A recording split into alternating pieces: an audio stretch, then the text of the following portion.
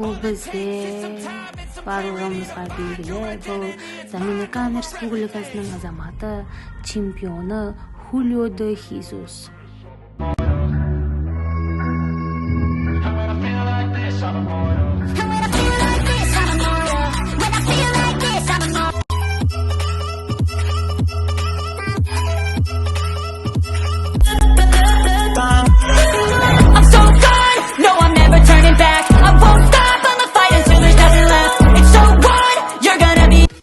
Ал бізде Доминикан Республикасының азаматы, чемпионы Хулио де Хесуспен жекпе-жекке шығатын Қазақстан Республикасының чемпионаты, әлем чемпионы Қанат Ислам.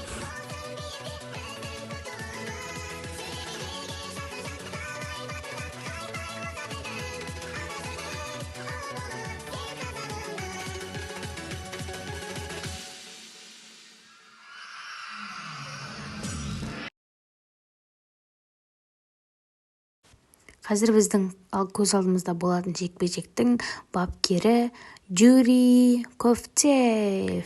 Қазір біздің Доминикан елінің азаматы, яғни Хулио де Хесустың ресми салмағы 71-де жетті. Ол кәсіпқой бокстағы рекорды 28 жекпе-жек, 27 жеңіс, бір рет қана жеңіліс көрген доминикандық боксшы Хулио де Хесус. Ал бұл бізде қызыл бұрыштағы Қанат Ислам. Ол бізде кәсіпқой боксшы, оның ресми салмағы 72-де 2, ол бокста 25 рет жекпе-жекке шығып, 25-нен де жеңісі бар. Бұл бізде қазақстандық бауырымыз Қанат Ислам. Көріп тұрғандарыңыздай Қанат Ислам жеңіске жетем деген мақсаты бар, айқын ойы бар бауырымыз. Ал енді доминикандық азамат пен қазақстандық азаматтың кәсіпқой боксымызды тамашалаңыздар. Кеттік. Міне өздеріңіз көріп тұрғандарыңыздай ортада жүретін бапкеріміз екі жаққа да өзінің білерін айтып, боксты бастауын, дұрыс бокстасуын айтып жатыр. Жалпы қалай ойлайсыздар? Доминикандық азамат па, әлде қазақстандық азамат па? Қайсы жеңеді деп ойлайсыздар? Ал бізде бірінші раунд басталды.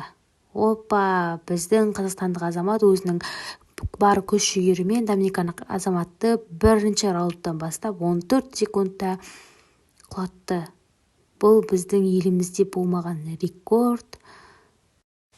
Қанат бауырымыздың боксын көреміз бе десек, бұл 14 секундта доминикандық азаматты аямай соққыға шығып, өзінің күш-жігерін бірден көрсетті.